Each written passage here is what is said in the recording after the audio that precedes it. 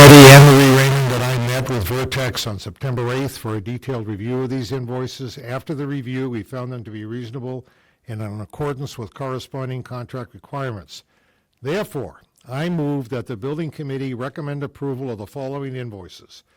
Vertex invoice number OPM 119-34 for $46,625, and DRA invoice number 19R for $333,828.93, broken down as follows: design development work $314,730.18, A&E site survey $12,375, A&E wetlands $6,723.75, for a total amount of $380,453.93. Okay. You made the motion. I made the motion, you made the second.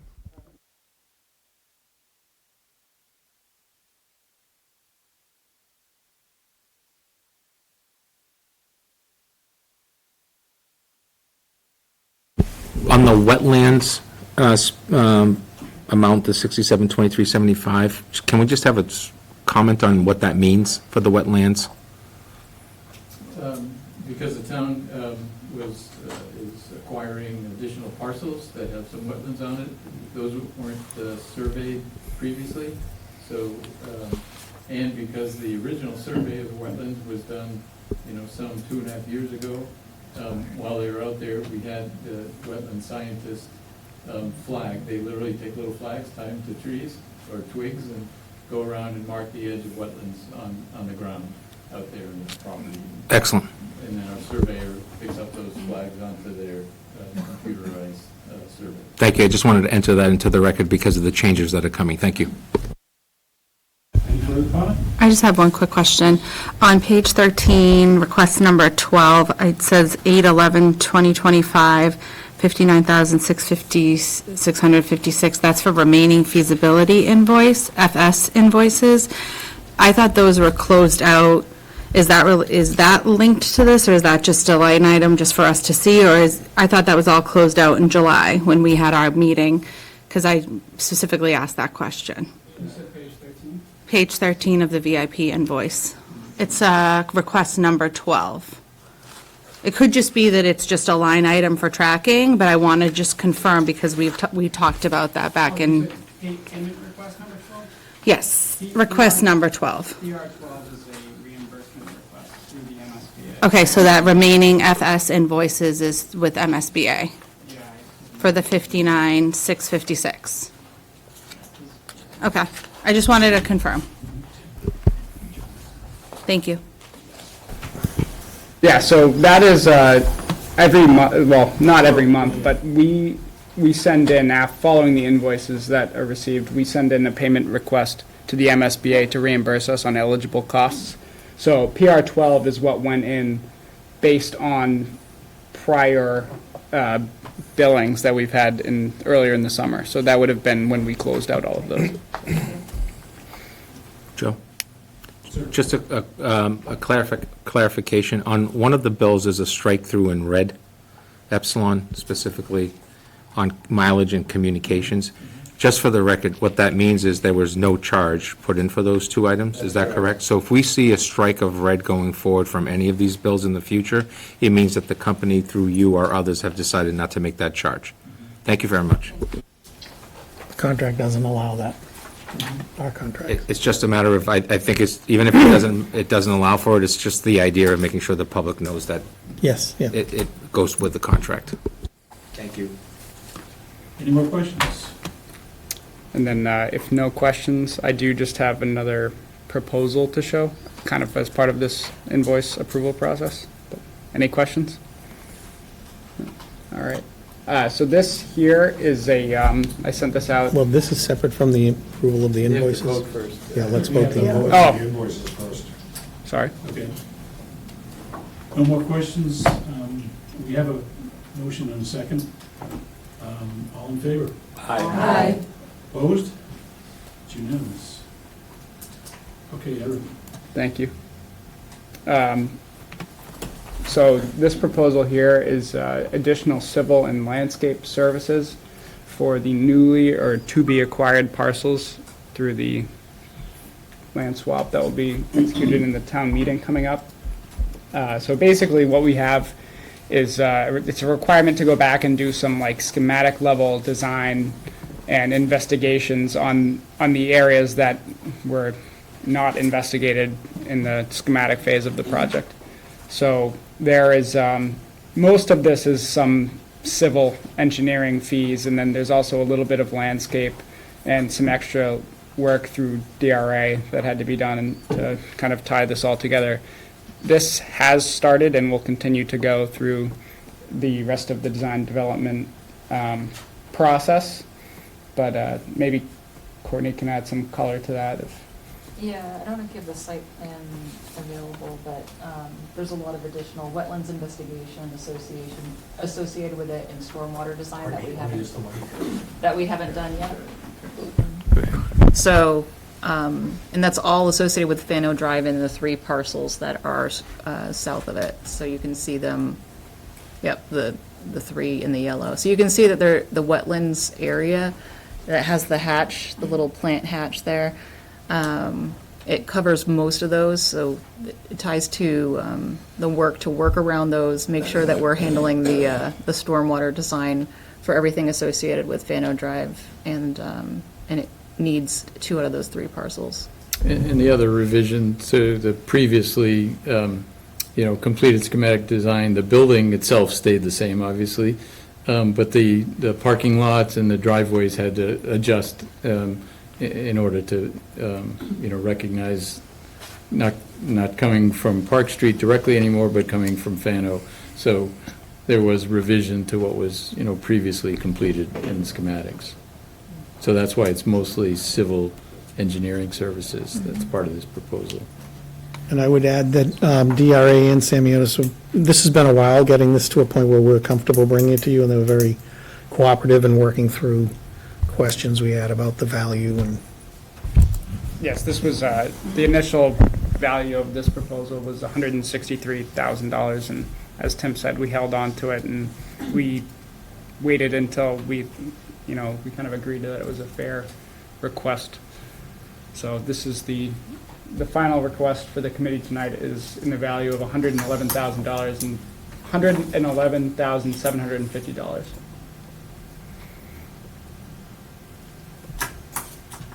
So we would be looking to amend the DRA contract to reflect the amount that I just stated. PSS number in that?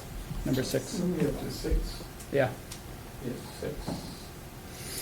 So the process is if you approve this, then we turn this into an amendment complying with the MSBA contract form, and then the town executes it.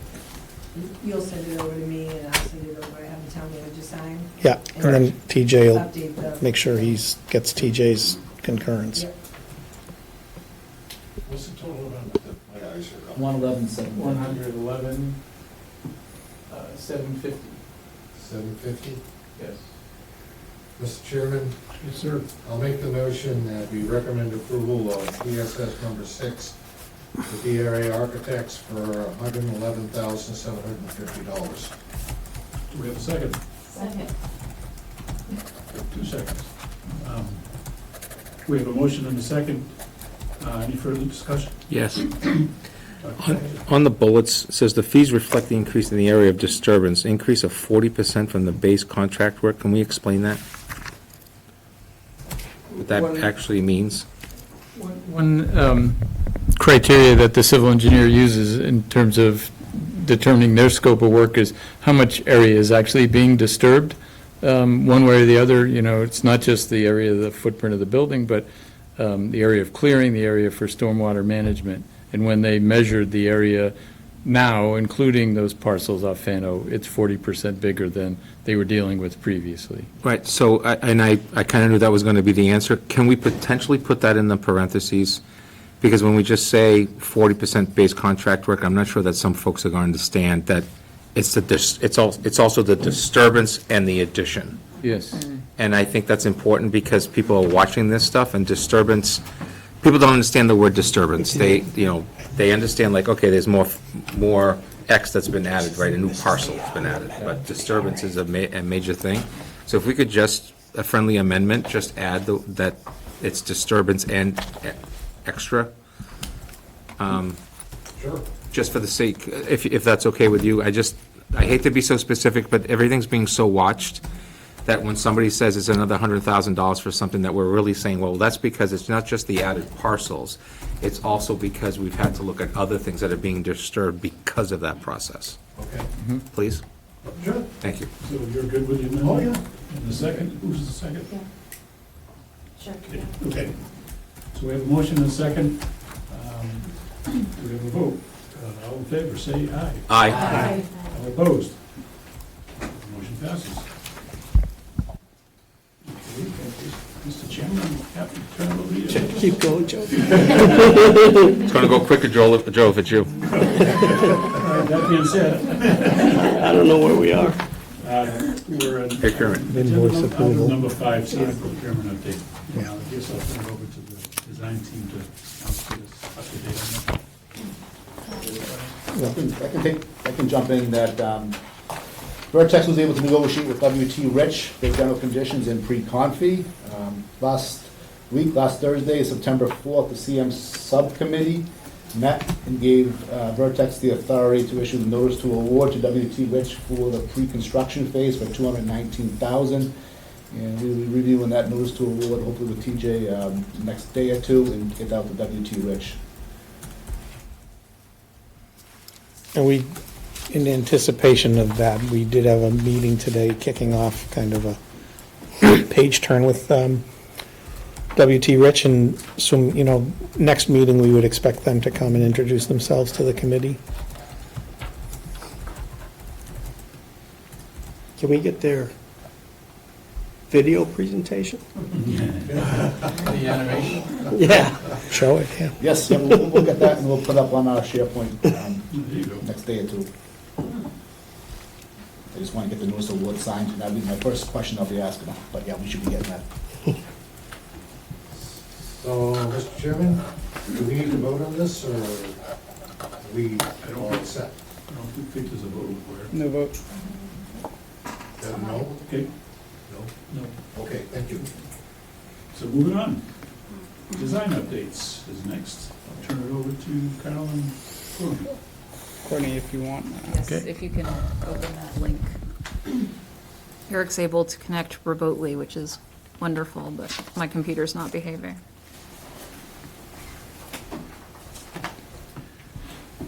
One of the reasons we're doing things in person tonight is because we have some fun materials to show and tell. It feels like back to school night for me. Have to deal with the IT stuff. but- Yeah. Well, we can, So- just wanted to do a little schedule update too, in terms of what we're working on before we diving into the fun stuff. I saw it there. Did it go away? I know, it backed up, hold on. 35 years later, this I mean, maybe while we're getting it ready, just kind of update people on, because I think what Courtney's getting into is the schedule as we move into next month. And part of that meeting today with WT Rich was to do a page turn so that they have to get familiar with the work, as a big critical estimate that we're doing for the design development submission is starting, is ongoing now. We've actually started that process with them. And the estimates are due the 22nd, I believe, and then we're going to be reconciling with them and kind of working through, I mean, if we have an issue with the budget, which we're not anticipating, but if we did, we'd have to spend some time working through that issue to close the gap.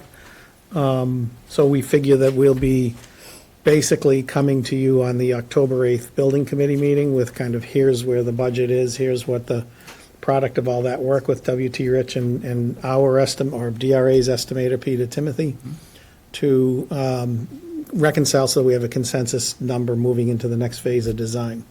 So that's kind of where we're going with this as we lead up to that October submission to the MSBA at the end of October for the design development phase.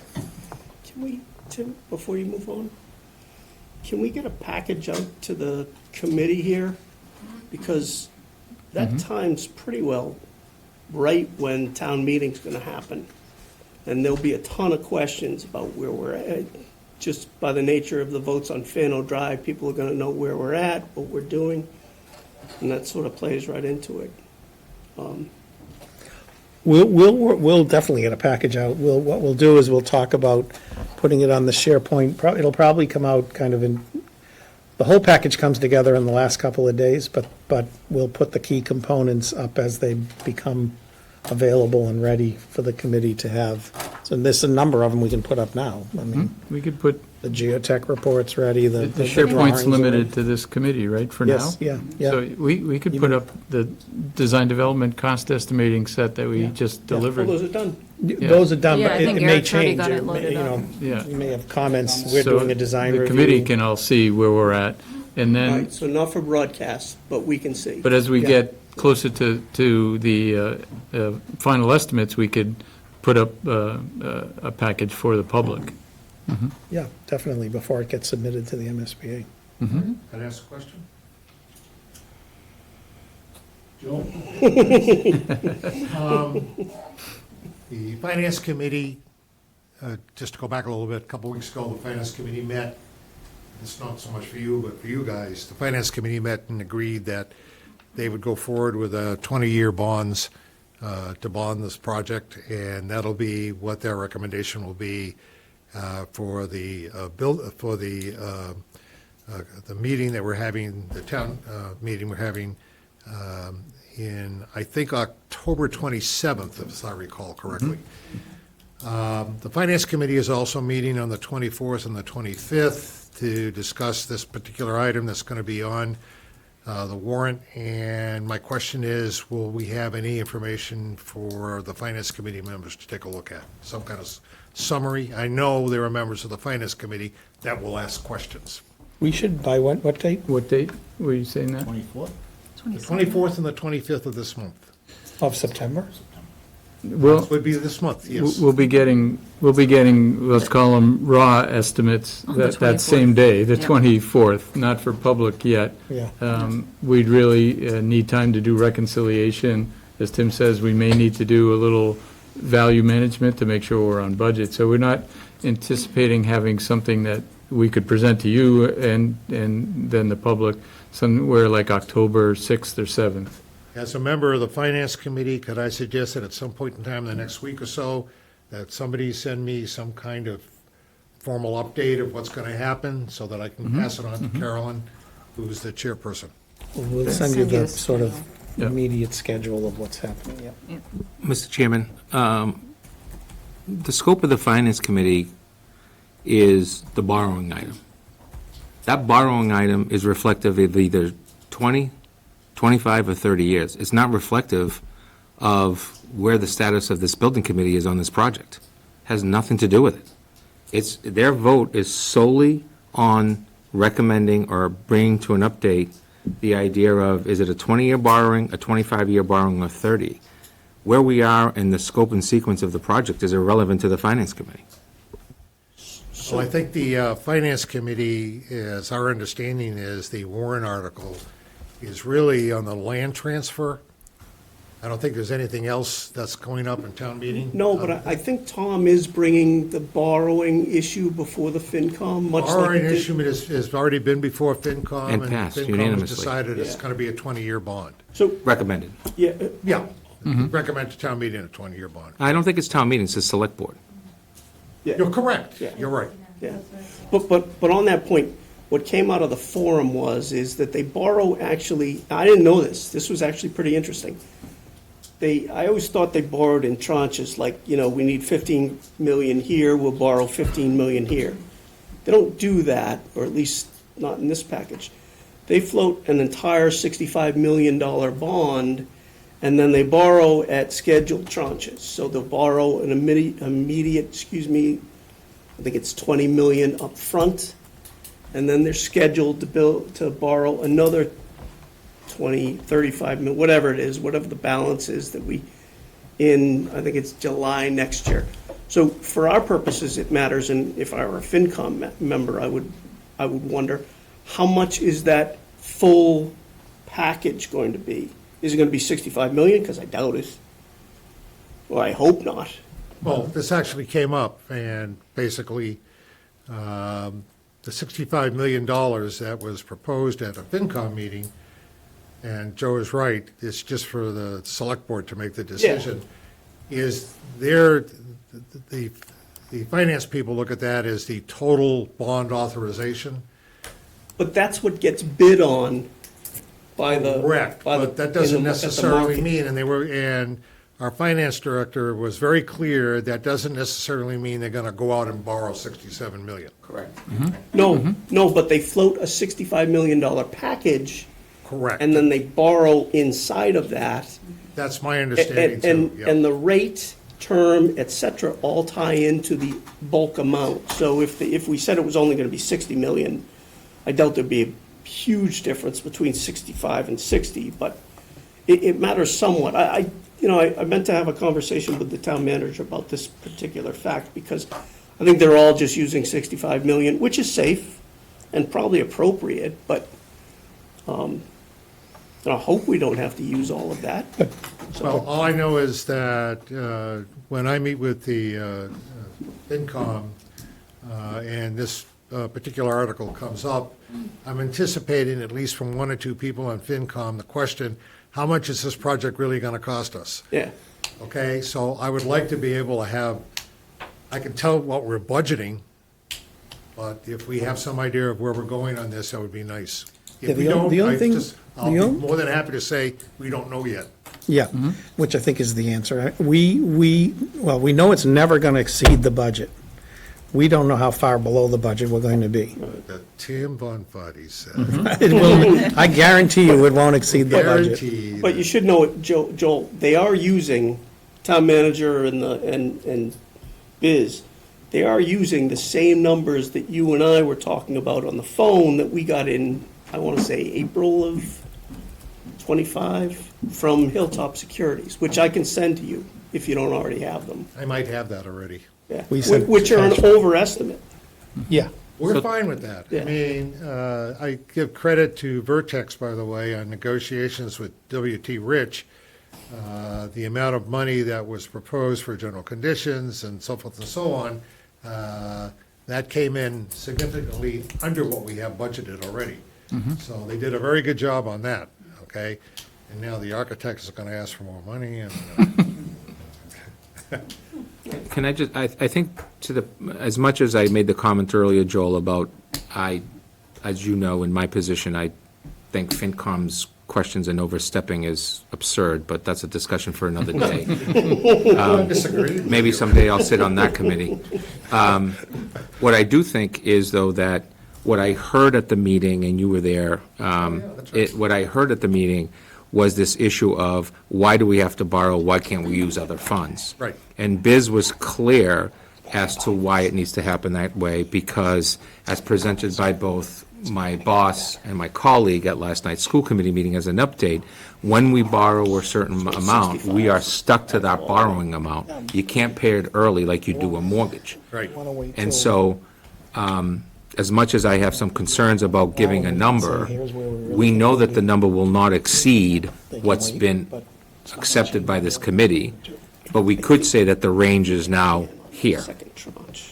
right? So you could say that the low number range is whatever the number is, 60 million, and the high number is that it will not surpass 65 million. My only concern with that is we're always held to a number that we set it. And it just came up on another question from an FinCom member on a comment I made at town meeting that she's completely taken out of context once again. But my point is, when you look at the dynamics, this committee is working with a budget. Yes. It cannot go over that budget. We are not ready to present a number that is anywhere except it will not exceed this number, because it's too early on in the process. I'd be more than happy to state that at FinCom. Good. Okay.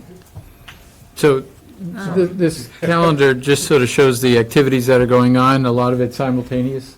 Meeting with, yourselves as the building committee on a regular basis, meeting with the working group on a basically a biweekly basis, meeting with particular user groups, usually put together by the principals and superintendent in particular areas of interest, and some of those subcommittees that we talked about last time will be part of that. And then we've also just starting the permitting schedule portion of the project too, with a meeting, it's been ongoing, but we had a meeting yesterday with, that Mark Tisdale was good enough to pull together sort of an interdepartmental meeting, had conservation, engineering, planning, DPW, who else?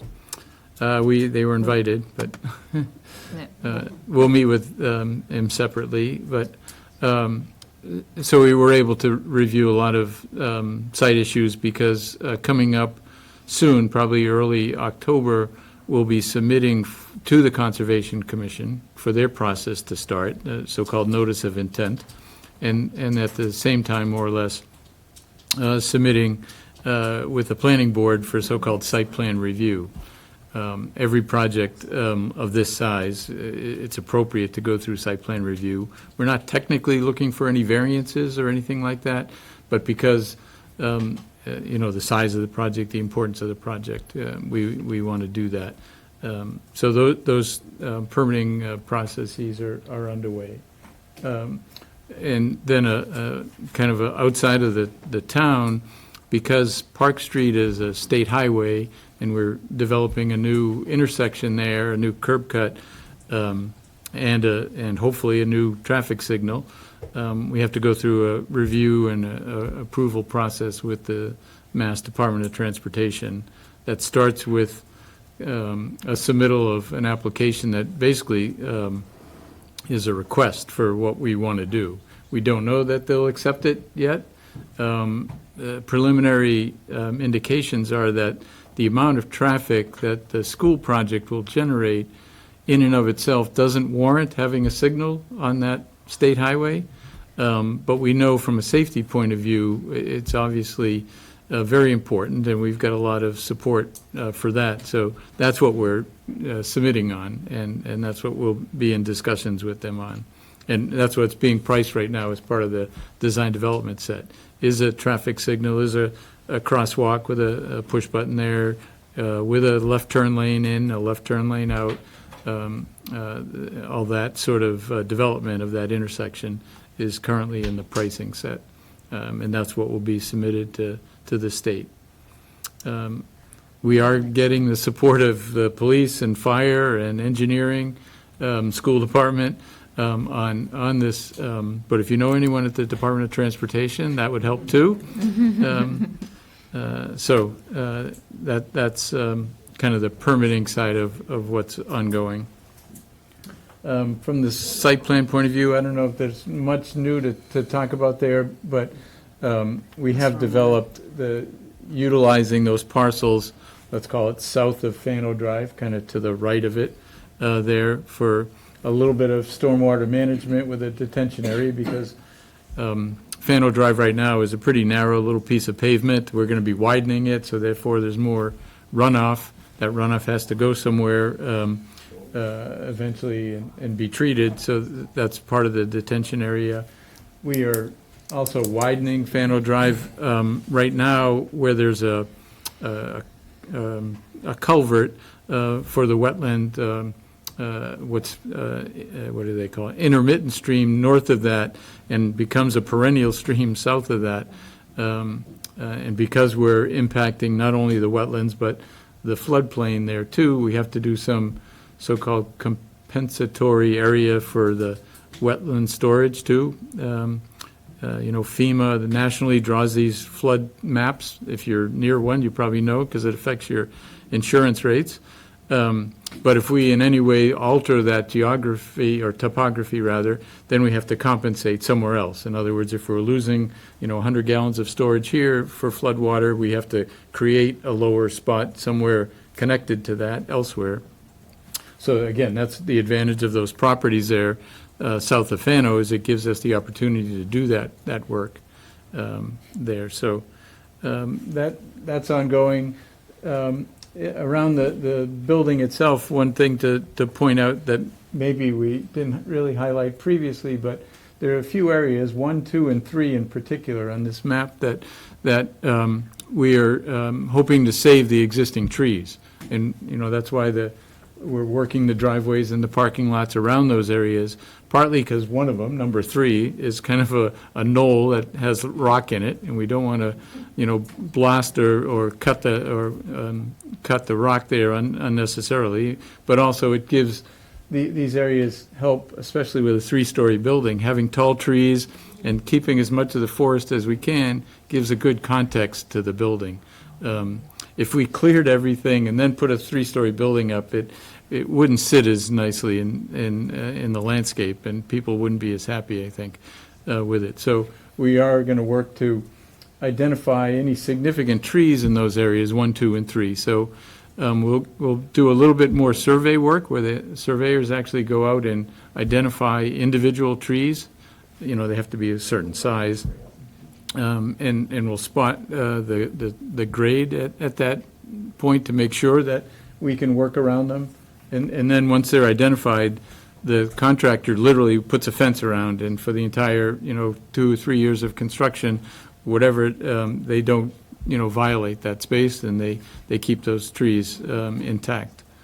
So that's one development there. But we did walk through the entire site with all those folks, conservation and planning in particular, and engineering, to discuss all of those kinds of issues, site utilities, site vehicular circulation patterns, and so forth, like we've talked with you in the past.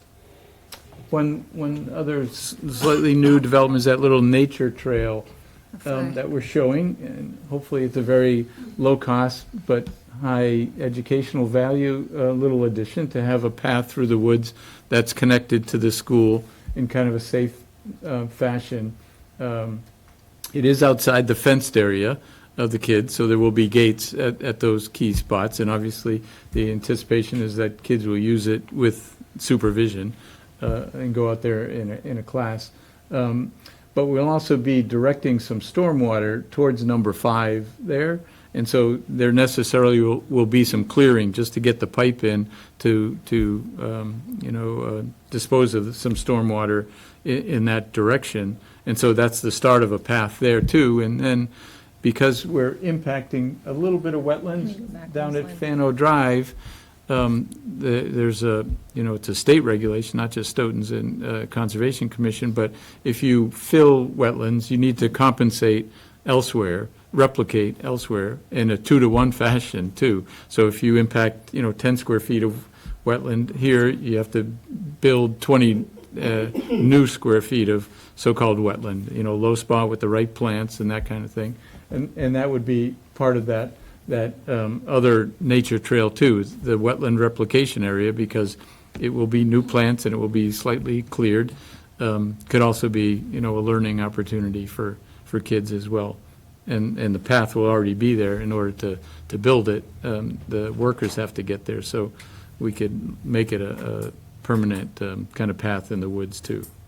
Carl, I have a quick question. Did I hear Yes. you correctly about that area at the knoll, you said that's a rock area? Yes, rock outcroppings are there, yes. Okay. And rock is relatively shallow beneath the surface, but it's also a knoll, it goes up and down. It has trees on it. Okay, so Yeah. I was gonna say, how big are we talking, how high are we talking about? We have some photos, actually. I don't know if it's, I didn't bring the photos today. they're in the geotech report, but it goes up maybe I want to say 10. 8 or 10 feet. Not immediately. It's not a cliff. It's. No, but yeah. I'm thinking of children and wanting to climb it, so it might be something we wanna file away in terms Mhm. of We'll, thinking about it. there'll be things, there'll be areas like this where we want to look at them closely once they're uncovered, sort of, as to how they're dealt with. I understand perfectly. One of my sons is a rock climber. He attracted to it. Carl, can we go back to Park Street and the discussion on lighting, not lighting? So Labor Day weekend, I'm not a camper or a walker, but I decided to spend some time on the site. And one of the things that I noticed on Park Street is that as you're coming out of the potential Fano Drive New School, the left side is not a traditional sidewalk. Right. Only right. the right side is. Yes. And that only is partial. Yes. It's not full. If you go to Prospect and that whole, not Prospect, is it Prospect and, where the fire station Where the is? new fire station, yes. So Prospect and Park with that turn, there's no sidewalks at all on the left side, right? Which would make an argument, as superintendent at least, I would make the argument that there is a need for some type of lighting there. The second thing is, working with Mark Tisdale 2 years ago, my first year here, what we saw with the lights at the library, which were brand new, just a few years ago, was the delay that it caused all the way back to Farley Funeral Home and even beyond, which they were awesome with. They used the consultant and were able to tweak it by like seconds, and that seconds was able to get the traffic through downtown quicker and cause less of a delay going back. So, to me, a light here makes a lot of sense, because that delay at the library is no longer all the way back. So in other words, traffic will flow. Now, I may be totally out to lunch on this, but was there not a discussion of a light at the corner of Park and Prospect to go with the new fire station? Or was that the light that was put at the fire station? I think it was the light that was put at the fire station. We understand that DOT on their own is actually doing a study of this corridor. Correct. From that intersection south down almost to Brockton, but I Well, think. and Stoughton is picked up over by the, I guess it would be the nursing home slash, by the Chateau area, that coming off a Turnpike turn. There's a review going on there from the town, working with the state as well, about creating some type of something. Yeah, yeah. Yeah, there's a redesign that was just presented. I just think it's really, so what I had dealt with in my last community was the dots weren't connected between the state's reports and what the town was asking for in a building project. So I just want to put on the table that I would like to see us be somewhat aggressive, that if the town and state are looking at something at Turnpike and Park, and then just, I don't know, 500 yards up the street, 600 yards up the street is a new school with a potential light, then we have that turn, Yeah. Prospect, and I don't know if the three things are interconnected in any way, shape, or form. The anticipation is that a light here for the school might be normally green all day long and only go to the red, yellow, green cycle at certain times a day when it's, advantageous for the school, if we can get that to work. Because that's what the state would be worried about, putting a light at an intersection that's not heavily traveled, Throughout the like day. the library, you're unnecessarily delaying people that want to go through. We don't want that to happen. So that's what we're working towards. Great, thank you. Should we also, I can't picture what it looks like, but do we also need to look at the sidewalk? So my concern that I have is, we have a tradition in Stoughton on early release days where all kinds of kids don't take the buses. Believe me, they don't take the buses, and they're all over town. Now, on that side of town, there aren't a lot of places to go to. I guess you could go see Farley Funeral if you really wanted to, in the corner store, but, I mean, you gotta go all the way down to Panera and down that way. That's a pretty long haul. And there's nothing there like there is coming from the high school to middle school, Wilkins, with 138 and McDonald's and all that stuff. But we are, it's kind of like a tradition, right? When you get an early release day, you don't necessarily get on your bus and you walk somewhere, wherever that may be. That side, that Park Street side it's got a cut and it's got poles, but then it's grass. So I'm going to guess that if it wants to be a traditional ADA compliant, it's going to have to move the poles and all of that. I don't know. I don't plan to be. But when I was walking, I was kind of like, okay, if you can't, you got to be able to cross the street to get onto a sidewalk. But if we had a sidewalk that even just went, and then that corner of Prospect and Park, there was something else there, which is way beyond the scope of this project, but not necessarily beyond the scope of discussing that with the town and with the state. And if you're going south on Park Street, you have to cross the street, because you have a small little area where, I always call it the unfortunate gentleman who passed away, who used to sell Christmas trees there, right? And then there's no sidewalk the rest of the way.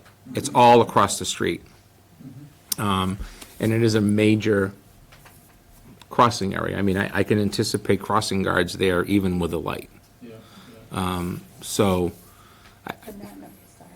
But that no crossing area starts well before that bend. correct, and No sidewalk on one side, way before the bend. I call it the crazy bend because everyone takes it at 40 miles per Right. hour or 50. And it's highly dangerous. I walk it all the time. So I concur that that is something that's scary. And I was hoping that Safe Routes to School would also be looking at something with Right. the engineering. I mean, we anticipate that most of the students attending this school are going to be taking a bus. We do anticipate that, but we have to remember, we also have riders, and then what happens is, these early Thursdays, early release days, it's just a custom. It's been a history in the town way before I was a kid here, where early Thursdays show up and you walk. You go somewhere, to a friend's house, or to it's not a road where you can go, buy a lot of stuff. So, can I ask, Carlin, actually, I'm asking both of you. So is there, I mean, Route 27 from Prospect down to the Brockton line is pretty far distance, but I would imagine that's all within walking distance of what the new school will Correct. be. That said, is there a defined area around where that signal and that crossing will be? Where, I don't know, 200 yards this way, 200 yards that way, that we should be looking at? Because if we have to go to, we would have to go to DOT with the sidewalk, I would imagine. Well, you mean up If Park it's Street? within the state right away, yeah, I mean. Yeah, we're not proposing that kind of work beyond, The scope of this scope project, of right, this No, right. But we want to anticipate it if Yeah, it makes sense. I guess I'm asking is, if we had to go to DOT with anything, it makes no sense to go back again with sidewalks later, if it's something that we can at least look at now within the defined area. I'm not talking about the whole stretch within the walking community of the new school, but a defined area, because they have to stand somewhere and they have to sort of stage somewhere to get across the street. Yeah, my concern, my biggest concern, and just a little history, on 123, I had to deal with this in Norton. And the issue came down to, we didn't go, the building committee and all that had nothing to do with it, right? But we had to go to the town and DOT and clarify. And what it was it's a brand-new area that's being built right now, actually, where it's right in front of a school, and it's got a three-way stop with lights and so on and so forth. But there was a refusal to put a big X in front of the main drive, so that when buses are coming out, when yellow, it's a red light, you can actually take a left-hand turn. And we were just asking for the X, that the state doesn't, yes, no, don't block the way. And that was almost 2 years of debate and deliberation to get it. So my point is simply, with the work at potentially Turnpike and Park, with the potential other work that's going on, with the potential work that we're asking DOT to look at lights here, including if it's just a green, yellow, red light during the time of school and start and end time, which that would be huge, just that would be perfect. My concern is, why not also talk about the sidewalks extending a couple 100 feet each way, not as part of this project, but potentially we're asking the town as part of capital or part of an improvement later on. That's all I'm saying. When we file this initial application, That they'll- it'll okay. open up the discussion. The problem with DOT, as we understand it, is they won't even talk to us until we get something in front of them, a proposal. They don't want to talk just, concepts or have a conversation. They want to react to something. Is the sidewalk committee, the town had a sidewalk committee for many years. Do we know if that's still active at all? I mean, I was a town meeting member when there was a sidewalk committee. Yeah, I don't remember one. Yeah, it's been a long time. It was a little bit of a, I think Pat, you and I were on the school committee at the time, so this would have been the late 90s, early 2000s, but it was literally, how do we get sidewalks to schools within a financial management plan, right? How do we get state grants? How do we get mass transportation, blah, blah, blah, blah, blah, blah. I don't think since Joel Harding left, it's been around. But it was around at one point, because we had a bunch of schools, OMS was one of them, because OMS literally has no sidewalks. I mean, way above and beyond, and I'm sorry to bring it up, it's just, I'm suggesting that if we're gonna talk about that with DOT, like TJ just said, at the same time, at least put it on a bullet of the presentation to them. They'll probably throw it to nothing anyways. But maybe it makes a further argument that there is a reason for a light there, because the only way for kids to use the sidewalk is across the street. Right, right. Well, if there's a car.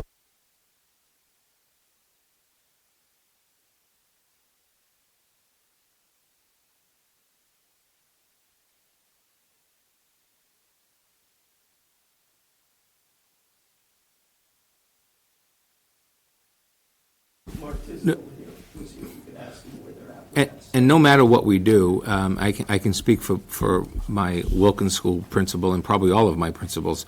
If school gets out at 2:45, at 1:15, there'll be somebody parked on Park Street, ready for the pickup.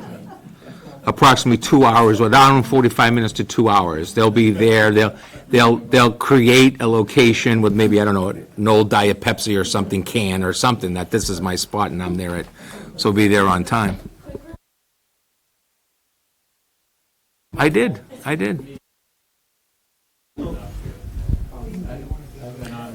Well, thank you for that, allowing me that indulgence. I have one quick point, Carl. Oh, geez, sorry. Unless you're not done. But Joel, I think you and I had talked about this, is that the committee had probably 2 years ago some sort of preliminary rough, really rough, just sort of, maybe we can do this sort of discussion about incorporating some CPA elements into this project. And it's not ours to decide, it's ours to propose to the CPC to see if they'd go along with it. But if there's that would be a town meeting, not this one, of course, and probably not, well, certainly not next spring, but probably the spring after, or maybe even the fall of 2026, we would bring something like that forward. But I don't know how anybody else thinks about that. Don't glare at me, Julie. Well, based on what you said, I remember we did talk about this, but when I joined the committee and reviewed, you have a bunch of ad alternates on the project that we're looking at, and all of them look like they could be funded by CPC funds. I'm assuming that was your intention. Yeah. So at some point, I can't remember how we did it on the high school. Somebody has to go to the CPC and say, we want to be able to fund these with CPC funds. Was that you, or I can't remember who did that? Did you do that? It was more like, we have no money. Yeah. Can you Yes. fund these things? Can you fund these, please? Okay. And I think the sooner we do that, the better. I know, based on my work in FinCom, CPC is amenable to doing a lot of these things, because they're always looking for projects that will benefit the community. So, And they, one of the categories is recreation, right? oh yeah, I mean, that's how we justified the lights at the tennis courts. Yeah, remember we eliminated a pickleball court, there's still space for it here, so. Sorry. The trail through the woods could be a Yeah. recreational activity. We could do a lot of nice things. When- And then we have a add alternate for adding lights to the field, or adding lights to the basketball court. Again, we're getting pricing for that as part of this. Perfect. So, Could I just ask We'll a have some options there. quick clarifying question? So the grassy knoll area there, where you were talking about, it's like an Rock area, and you outcropping. said there will be trees there as well? So, being a former South School parent, being a parent who's been there when trees have gone down across access roads during pickups, drop-offs, cars dropping on, trees going down, I just ask for a lot of awareness, especially around the driveways, that's not something, that is something that is We appreciate taken that. into That's- account. That's another reason I mentioned the tree survey, that we want to survey the edges of all those cut areas, not just the ones we're saving, but the rest, to make sure, there's always the issue, you take down one tree and its neighbor is no longer stable now, and it might come down too. We make that judgment, literally walking the site, with the contractor the day the tree clearing people are out there, so that we can see and mark individual trees for that purpose, because, yeah, we're very concerned about that, too. Well, and just awareness of 10 years down the road, 15 years down the road. Yeah. Who's maintaining that? Whose checklist is that on to make sure that that's not going to be a situation that we have confronted? Yeah. We also, I don't know, you can't quite see it on the planting plan, but as part of the planting budget, too, we, in certain areas, like around that knoll, we do add some new trees, too, to sort of, one, because when you cut through a forest, sometimes it looks like a scar, and it's not very attractive. It might need, but also structurally, some of those trees, just for protected from the wind and so forth, for support, having additional neighbors' trees helps. So, but we wanted to talk more about materials, too. And since we're all here, we can let you touch and feel things, too, but we don't want everyone to get up out of their seats or anything like that, but Materials. we'll pass some things around, but first of all, do we have exteriors first? or- Yeah, exteriors was first. Those are a little heavier. Those are sitting over there on the tray of the whiteboard. Obviously, I think you understand what brick is there, and the other gray material, the stone-like material, is used in very select locations, right by the front door, too. And again, the idea is that because there are rock outcroppings on the site now, we want to use a little bit of stone-like material at the base of the building.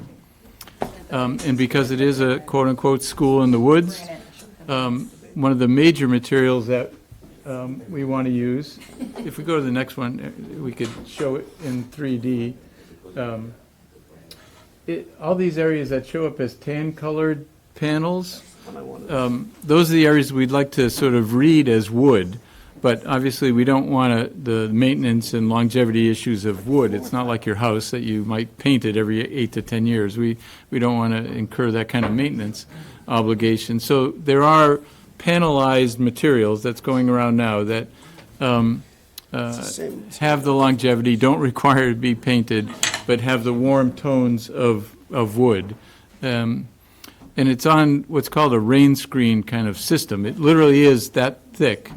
And it's held on with clips, and it breathes and ventilated, and it's backed up with a lot of insulation. This building is going to be highly insulated, very energy efficient, by the way.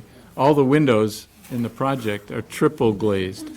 If you probably replaced your windows recently at home, they're double glazed. These are going to be triple glazed, so they're very highly insulated. And we try to be careful about how much glass there is in the building, too, for that reason. This is an insulation sample. The one that we have specified for the exterior of the building in some interior locations is actually extruded stone material called rock wool. What's nice about it is if it gets wet, it's not, it's not a natural material it won't mold, it drains nicely, but it has a high R value to it, which makes it a very energy efficient building. No. In the lower elevations. The gray material. That's not your right there, standard, stone. You can't get this at Home Depot? You can actually now. Can you really? Yeah. So it's down low to the It's ground. actually kind of cool. How resilient is this to vandalism? Well, in terms of spray painting, Yes, that's that's exactly what I was thinking. it can be cleaned with a remover, and you can see it has some texture to it. It's not deep crevices though, so it can be Behind cleaned. all of our veneers, so behind your 3.5 inch, masonries, behind And those. the colors too, like Fiber cement panels. the colors of the brick are not necessarily the final ones. We'll work with the color committee and you all and show you some samples as we get them too on these materials. This is kind of a first pass through these, but those are the tones, and they're sort of reflective here, although this is a little, diagrammatic. So the major brick areas, the gymnasium, that's brick there. Some of these other blank areas. And then the classroom wings, the brick is on the first story. And then that wood-like material is on the upper 2 floors. going around. So that's the metal.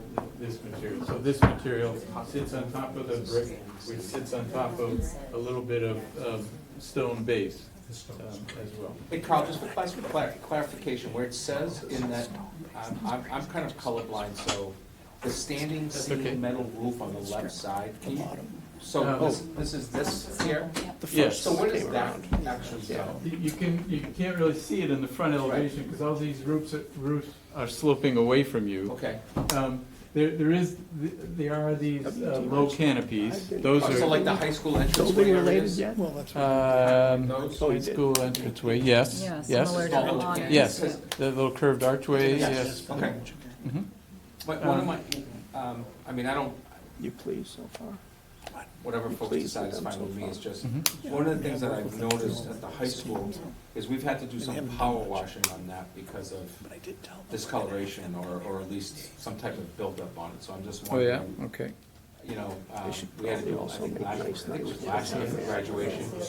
Wasn't this year, but it looks like every couple of years we probably have to put a power washer on it. Every invoice. Was it on the vertical face of metal or Or not? definitely. Projections, right? Oh, the shelves. The ACM, Yes, yeah. it's because they're deep, shelves Right. and We don't have- dust. But that would be a and- metal yeah, roof, yeah. like So. composite, right, or, Yes. okay. I don't know if Just we wanted to had- make We sure don't I have was- ACM here. I mean, it's not a heavy lift for us to clean them or anything, because it's, like I said, we did them like 2 years ago, because it was the first time actually that we did it, they got some discoloration.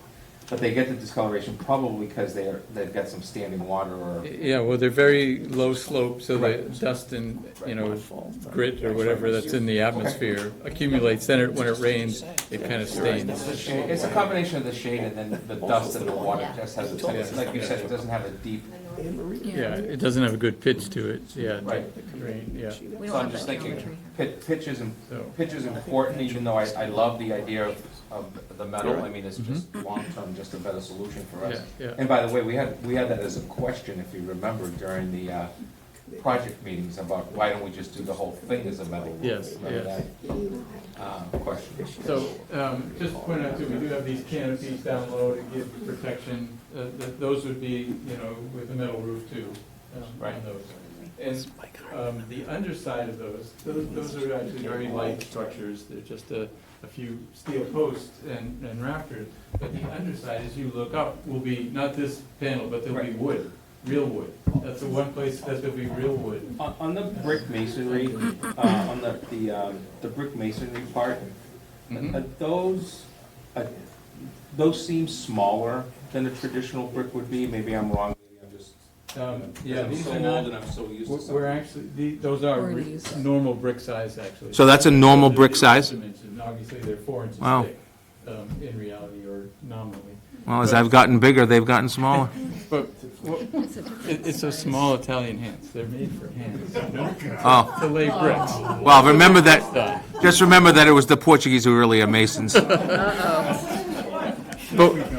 But what we propose for this is actually larger, more economical brick sizes. These are nominally 3 courses equals 8 inches. What we're proposing are bricks that are 4 inches. So 2 courses will make 8 inches. And instead of being 8 inches long, they're 12 inches long. So again, one hand can lay a brick, but because they're bigger, it actually saves in labor. And is it, I think so, in places, do yes. modular at You- the high you- What do you call them, utility size brick? and it's a regular cement 4 by fill, 12. right? It's a regular cement fill? The Or one is it- thing that's a little different, and probably only architects notice, see, on these kind of bricks, the joints are right in the middle. In the middle. When you do 4 by 12, the joint is 1/3. So the joints, it looks a little diagonal when you see it. You'll notice buildings from now on, I bet. So- So I know feedback from the high school is very helpful to hear, but this is a densely wooded area. So the residue from the trees are also something that, as we that we need to just consider for treatment, like you said, power washing, because I think that tree density is very different than how the high school is set up. There's barely anything around. So that residue is going to be something to consider with these outside. It's a good point. Pieces.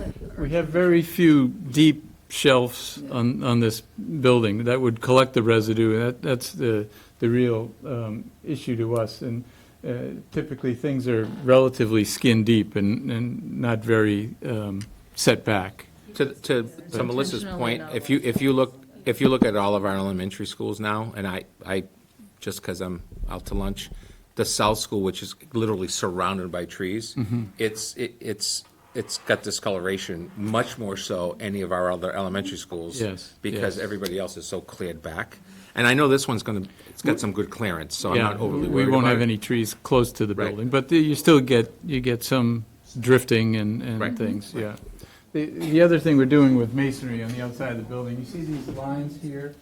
Those are created by literally, instead of lining up all the brick, you take one brick and you just project it an inch from the bricks below, called corbelling. And if we line them up like this, it doesn't change the pattern of the brick, otherwise it's just projected out. The idea is to give it some verticality, like tree trunks. When you're looking through a forest, you see vertical lines. So that's why, these windows are vertically proportioned, and in these, large blank brick walls, we'd like to do some texturing too, to just break up the masonry, but related to the forest again.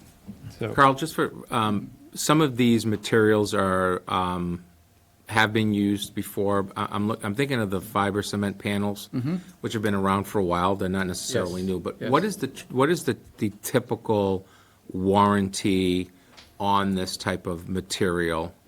I know installation is probably a year or something like that, but no, I mean, these exterior materials are generally in the 20 to 30-year kind of warranty there, but we can get that more specifically for you. But we wouldn't specify something on an exterior that doesn't have that kind of, warranty. And generally, that doesn't mean that's the longevity of it. It's going to last a lot Right. longer than that, but that's what the warranty is. that's great, thank you. Yeah.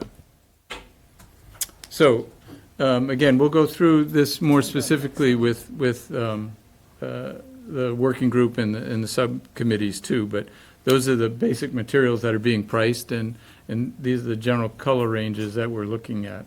Does the committee So- want to have that rendering put up on the website? We're gonna actually work on some renderings over the next month or so that might be more appropriate, because there's some things on here that have to be updated, it's very. But you mean specifically with the labels, Tim, to say what the materials are? No, just to. Or just the rendering? To show people. Oh, yeah, Yeah. we're gonna be working on. Sure. What's the color of the window frame going to be? We're still working on that as to what, in the renderings, we've generally showed it light colored to contrast a little bit with the darker glass. And, that's another thing we didn't mention, but the glass too, and the glass patterns, it maybe is hard to read here, but in these, this is over the commons, the higher three-story space. You notice the mullions, as they're called, between windows. The horizontal ones aren't always horizontal. We're suggesting that a few of them be angled, again, to give the appearance of sort of tree trunks and leaves and tree branches there. But also, we have the opportunity to introduce a few areas of colored glass, too. It's very inexpensive. They just add a film to the glass these days. And in those kind of public areas, like the cafeteria or the commons, it might be fun to have a few, green pieces of glass that look like leaves or something every now and then. It's very abstract, not meant to be literal at all. And maybe some blue ones for sky too, but just to break it up, and we don't want it to look like a church with stained glass by any means, but just to give it a little bit of fun life to it. And in order to play out or not compete with that, that's why we want to look at it probably a neutral color for the window frames. All right, just curious, thanks. Carl, can I just go Yes, back to Julie. that picture for a second? In that front part of that building, Yep. that's maybe the gym? This is the gym, Yeah. yep. What's above that brown area? Is This- that glass? That's glass. Yeah. Yes. This is fortunately facing north, so we're not going to get a lot of direct sunlight that would cause glare and, as you're going up for a layup in basketball or something, but at the high school, we use this cow wall material. Because there we had to diffuse the light, we didn't want direct sunlight going in. Here we have the opportunity to have light, clear glass, which is nice, because then you get a much better sense of the outdoors when you're indoors. It's a more pleasant gym to be in. So yes, that's glass there, yeah. Okay, so on the interior too, we wanted to give you, again, a chance to touch and feel some of these materials that we've talked about previously. There's a listing of them there, starting, if we want to go by this list, porcelain pavers, that's porcelain there. It comes in large pieces, so you have fewer joints, and the joints can be very tight, so there's not a lot of grout. But it's a very durable material. It comes in a lot of colors, a lot of neutrals, but, so that's, and it sometimes is used too on the walls as well for protection. When you have high traffic areas or people are going to be bumping into walls, you don't want just drywall there, so.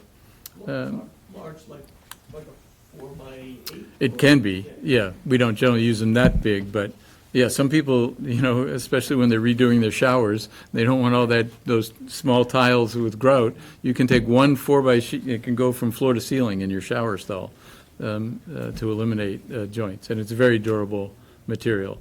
And it can be very thin, so it's economical, even though it's a stone. Going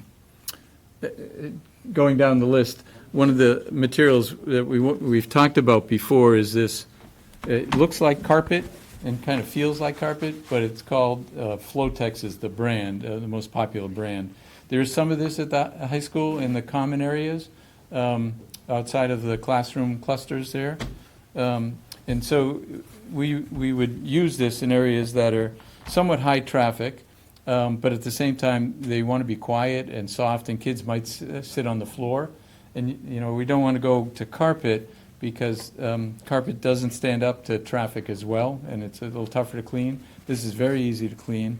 If I was a salesman, I'd take a cup of water right now and pour it on here. You can actually, it's impervious to water because it's really rubber on the back. And so you can suck it right up with a wet vac, and it's easy to clean. And it does come in different pieces. It can be broadloom, like carpet, larger pieces, but it can also be in like planks too, if you want to create patterns. Hey, Carl, when there's different subcommittees that are working on color and all that stuff, and I am nowhere even close to wanting to be on that committee, but are those committees fixed to the entire building having to be that way? Or could you have a different color, same material, but a different color in a different floor? Well, that's exactly why we're showing you the range of colors here for some materials. Okay. Because we are thinking about that as one, to give identity to each classroom wing, Right. as well as to help people find their way through the building and not confuse the second floor with the third floor or something, which Yeah, I are was just fairly thinking like similar the, layouts. K1, 2, 3, 4, 5, the older Exactly. kids, Yep, yep. I wouldn't even mind maybe at some point having some kids involved. That process. is where we're headed in terms of identity and branding in the building. On the 16th. So, just to go down the list, in terms of rubber flooring too, that's a material we've talked about before. And we'll just pass around one piece so you can feel it, what it is. It does come in a lot of colors. This is what we would be using in high traffic areas like corridors and the cafeteria. Learning There, center. you see that? A little bit of the Learning Commons area as well. The thing to keep in mind with this material and with linoleum is, and you can sort of see it in here, it does have a little shine to it, but it's not like good old vinyl tile that you used to have to wax every season or twice a year or more with harsh chemicals. You had to strip the wax, put new wax on. But people loved it when you polished it, burnished it, and you look down the corridor, you can see it, really shining. This will never shine like that, but that doesn't mean it's not clean. And especially with linoleum in the classrooms, people look at it and it looks kind of dull, but it doesn't mean it's not clean. We So go for clean in a different way, Yeah. looking at zero VOCs, things that don't emit like chemicals. It's good for kids with asthma or anything like Right. that. So You can still use a scrubber on it, right? you use a burnisher on it. Burnisher. Yeah, that's what it's called. You can use a scrubber too, yeah, for stains. But generally, they just use a burnisher each day to clean it. And just to show you, like Joe was saying about if we want different identities and it does come in a lot of, suitable colors for an elementary school. Both the linoleum, I passed one piece around already, and the rubber tile. So one other last piece that you might want to touch too, this epoxy flooring that goes in the kitchen. It's actually sort of poured in place, and it's thick enough it can actually cove right up the wall to be the base. So in a kitchen especially, where you're washing down with a hose sometimes, it's a sanitary base, and it has enough texture to it that you don't slip when it's wet, but not so much texture that it's hard to clean. And in the boys and girls toilet rooms, we've got ceramic tile, pretty traditional material, and ceramic wall tile too. Again, comes in a number of bright colors that we can use, accent colors that can coordinate with the floor. So even the toilet rooms on each floor can be identified with the classroom neighborhoods. So you can see there's a variety of colors there. Right. And the rubber flooring too, by the way, we would use not just in corridors but in stairways too. And it comes in a texture. It does come in the round circles that people are familiar with, but we don't recommend those for these. We recommend this, what's textured, called hammered surface, a little dimples in it, like a golf ball sort of. Does the edge have to be a different color, or? Yeah, well, the whole tread, the We first usually- tread and the last tread generally are different colors for hard, visually impaired people, so they see it. So, It helps everybody, Carl. yeah. So those are the basic materials in the building, and I just wanted to give you all sort of a chance to feel and touch them, too. We do have a couple ceiling materials, too. I don't know if we mentioned the ceiling materials. Like, this is a pretty typical ceiling, but they actually have ones now that don't have all the holes in them, but still are very good acoustically, so they look a little nicer, we think, there. And then one last material, I don't know if we mentioned it in the gym, We have an image, but we don't. this sort of shredded wheat, as we call it, material, is very good acoustically and very durable. So it's used in gymnasiums on wall panels, acoustic panels. It can be painted as long as you're careful and don't fill all the voids. And it comes in colors, so we can do patterns in the gym like we've shown in some renderings. You gotta have wall pads, right? And we have wall pads down low. Yes, this is up high. And You the can hit it with a gym floor is- basketball, you can hit it with a baseball bat. You looking at a wooden So- gym floor, Carl, or? We are, because it's a big gym. It's not just for the elementary school, it's for community use, perhaps even the high school or middle school, or, yeah, using it too. Pass that too. Lighting fixtures, I know it's a different topic, but Yep. just like high school.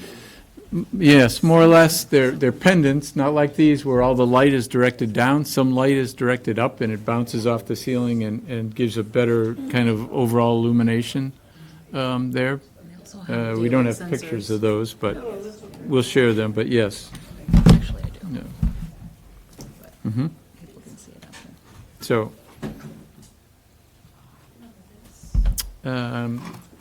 oh, yeah, there they are. These kind of light Yeah. fixtures, they direct some light up and some light down as well. Maybe in the classrooms too? Yes, this is the classroom, yeah, that's what we're talking about, yes, yes. We did that So, all over Milton, as I recall. yeah, the other thing that we don't have here today, but there are some areas of wood within the building inside. The doors, for one, we like to do, real wood doors. The cabinets, known as casework, upper and lower cabinets in classrooms would also be wood. So we would pick a species of wood that goes with various color schemes too. We wouldn't change that for each floor, probably.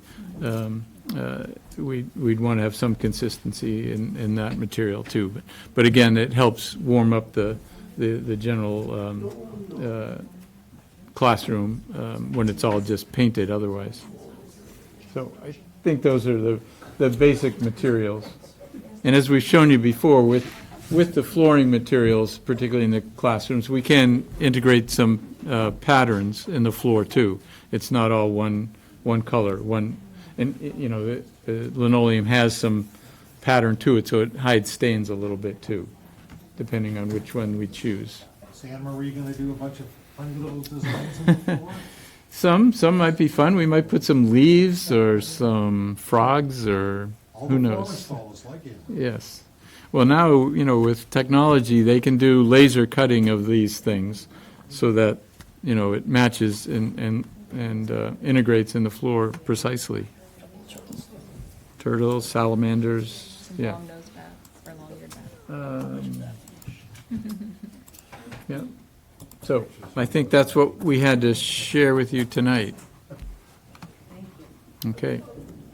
It's the fun time. Thanks, Joel.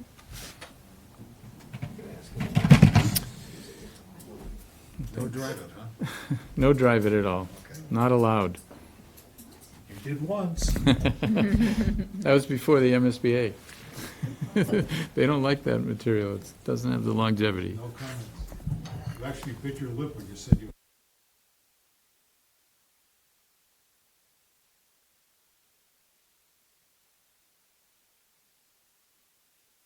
The next working group, but, so all the mass timber stuff. I'm assuming that's gonna be unfinished, maybe polyed or something like that, but how often does that have to be refinished? Well, we'll talk about that as to whether it has a finish at all. Oh, We may just let it Yeah. weather naturally indoors. Good. So that you don't have to, yeah, great. and you'll be able to see who's touched it with dirty hands over the years. But, so, yeah, we'll share that with you. We talked about that today with W.T. Rich, actually, as to whether, because it's kind of a unique material, mass timber as structural element, we might want to get that vendor or that installer, that company on board early, and so we could work with them and be more specific as to exactly what kind of finishes are available, what do they recommend for treatment and so forth, and we'll share that with you.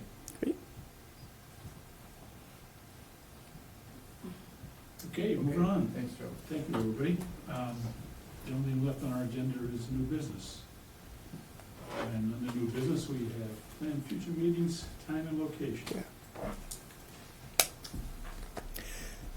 So this came out of a discussion we had, I think you were there, Joe.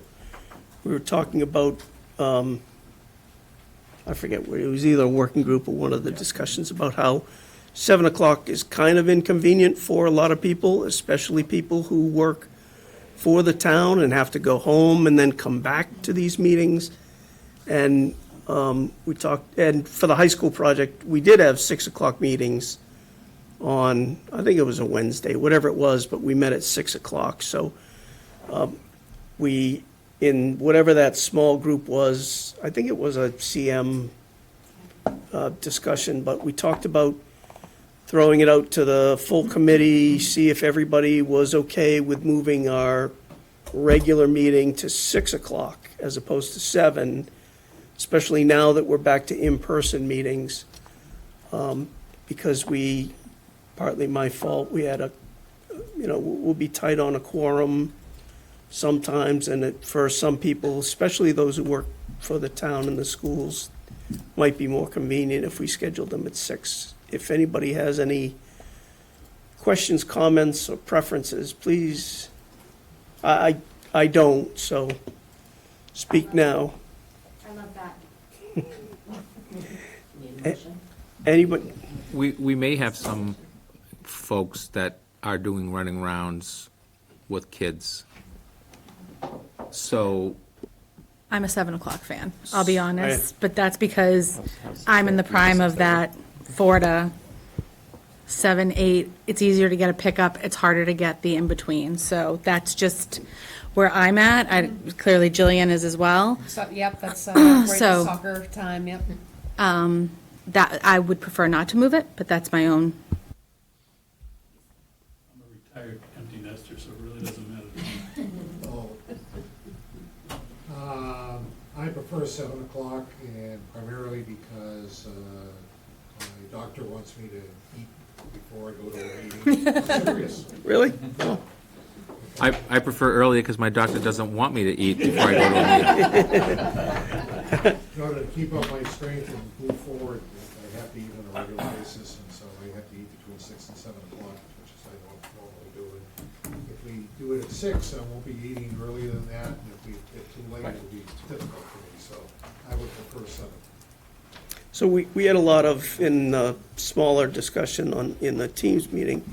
I think it was similarly, it was a couple who preferred this and then a bunch who were sort of, whatever, I'll make, one or the other. So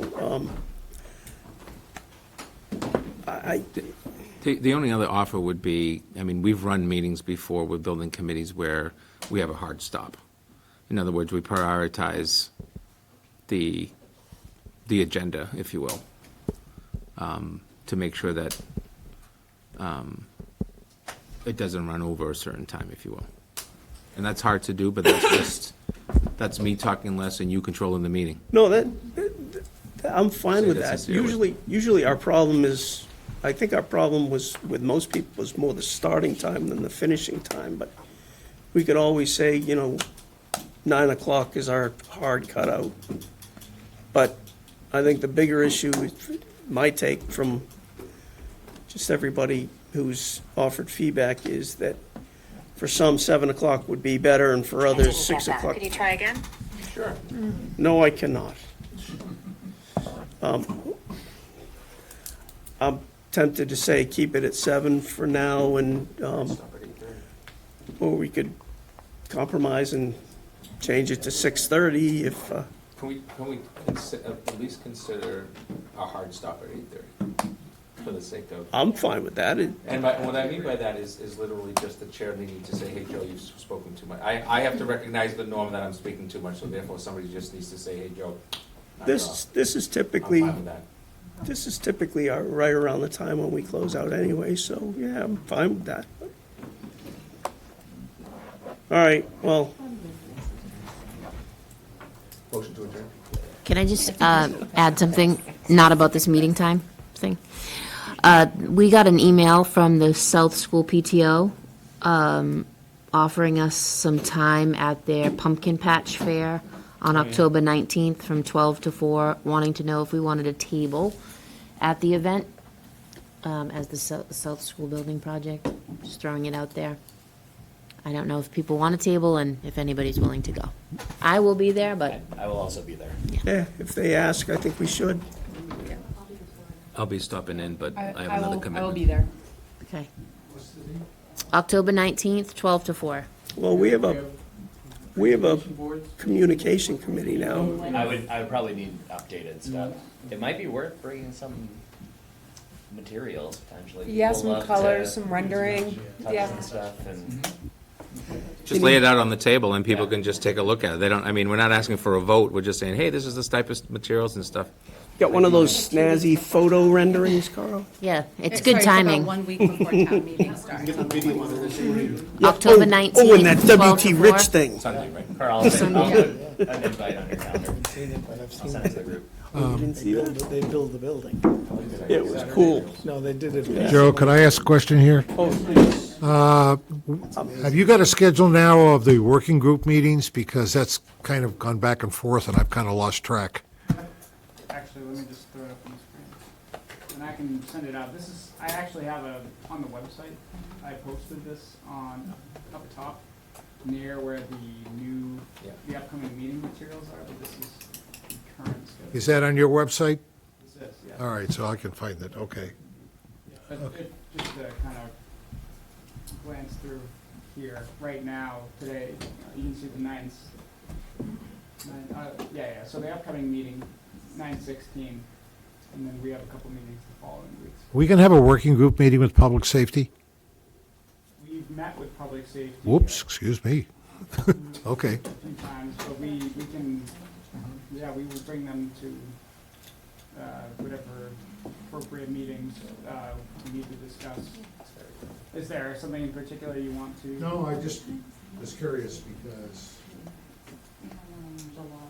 a lot of stuff going on here. I want to make sure they're involved. We've got several that don't have agenda items on them yet, Phil, so we'll plug that in. Last word on meeting times. We're definitely not going to be having any hybrid meetings ever again. So it will either be all virtual or all in person going from here on in. So, We heard a motion to adjourn. So moved. Second. second. All in favor? Aye.